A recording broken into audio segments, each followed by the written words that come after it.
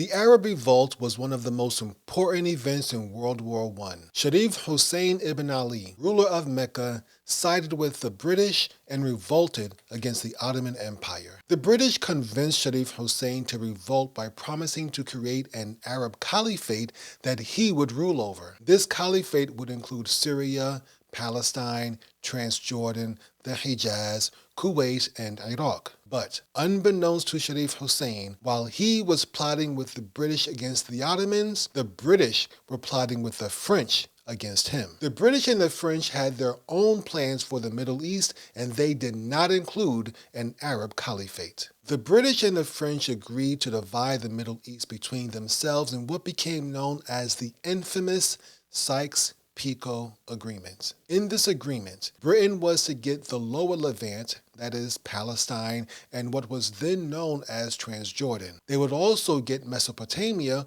which included Basra and Baghdad in modern-day Iraq. France was to get the upper Levant, that is Lebanon, and the region known today as the Republic of Syria. Initially, France was also to get Mosul in what is now northern Iraq. Sherif Hussein, completely oblivious to Great Britain's double-dealing, announced his rebellion against the Ottoman Empire in July 1916. Over the next 2 years, Sherif Hussein's Arab forces allied with the British to take the Hejaz and most of Syria from the Ottomans. The term Arab Revolt is a misnomer since most Arabs living under the Ottomans did not support Sherif Hussein's rebellion. In fact, most Arabs refused to fight against the caliphate. Only a few local Arab tribes actually took part in this revolt, and even they had to be bribed with hefty British payments. Sherif Hussein's sons, Prince Faisal and Prince Abdullah,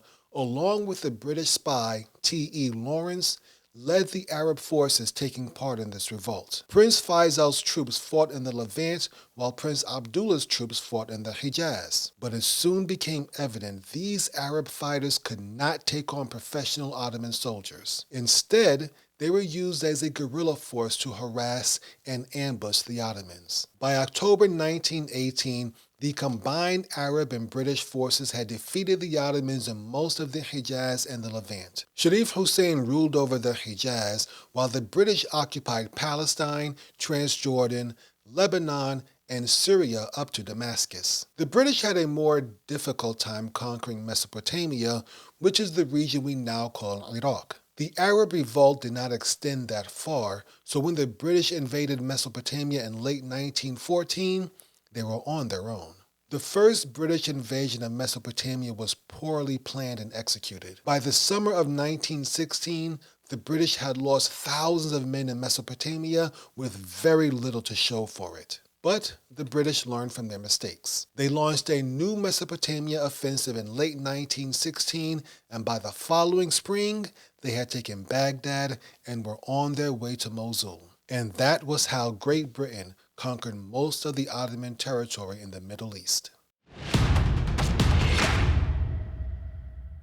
The British captured Jerusalem on December 11, 1917. Jerusalem remained in their possession until the war's conclusion. Then, Colonel Ronald Storrs, a member of British intelligence, became its first British governor. During the war, while the British were fighting the Ottomans in the Middle East, Zionist sympathy had taken root in London. This led to the Balfour Declaration in 1917, Great Britain's promise to establish a Jewish colony in Palestine. Many people today believe the Balfour Declaration is proof of Great Britain's treachery against the Arabs. And while that is true, it is important to note that the sons of Sherif Hussein, the self-appointed king of the Arabs, actually accepted the declaration. In fact, during the post-war conferences in Paris, Prince Faisal met with Chaim Weizmann, leader of the Zionist movement in Britain. The two men signed an agreement calling for a Jewish state in Palestine known as the Weizmann-Faisal Agreement. There are two key statements in this agreement that should be highlighted. The first is Article 4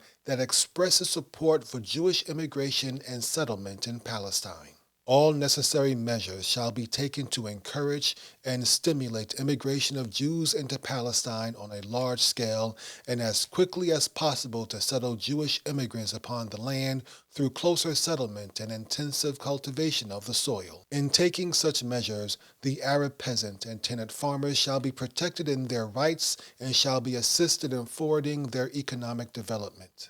The second thing to note about this agreement is this clause near the bottom of that document. Provided the Arabs obtain their independence as demanded in my memorandum dated the 4th of January 1919 to the Foreign Office of the Government of Great Britain, I shall concur in the above articles. Further proof of Prince Faisal's support of Jewish immigration to Palestine is seen in his correspondence with Felix Frankfurter, leader of the American Zionist movement. The Arabs, especially the educated among us, look with the deepest sympathy on the Zionist movement. We will wish the Jews a most hearty welcome home. This proves that Prince Faisal and Prince Abdullah were willing to sell out Palestine and the Palestinians to the Zionists so long as they got their kingdoms. And guess what?